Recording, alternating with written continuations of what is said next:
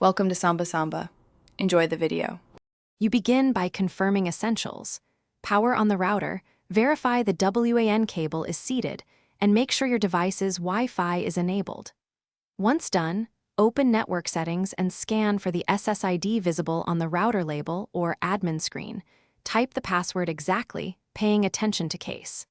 If you must log into the router admin, use the default IP and credentials now. This first step establishes the physical and credential foundation, so the rest of the setup can proceed smoothly.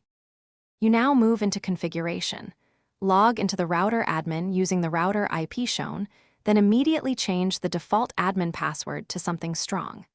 Next, change the SSID to a recognizable name and set the Wi-Fi security to WPA2 or WPA3. Disable WPS because it weakens security.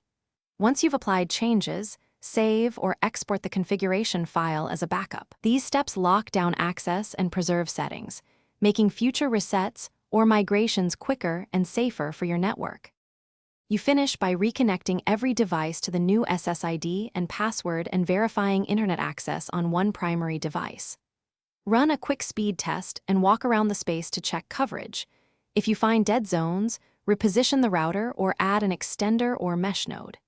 If a device fails to connect, reboot the router and the device, then forget the network on the device and re-add it. That one troubleshooting tip, reboot and re-add, resolves most remaining connection problems.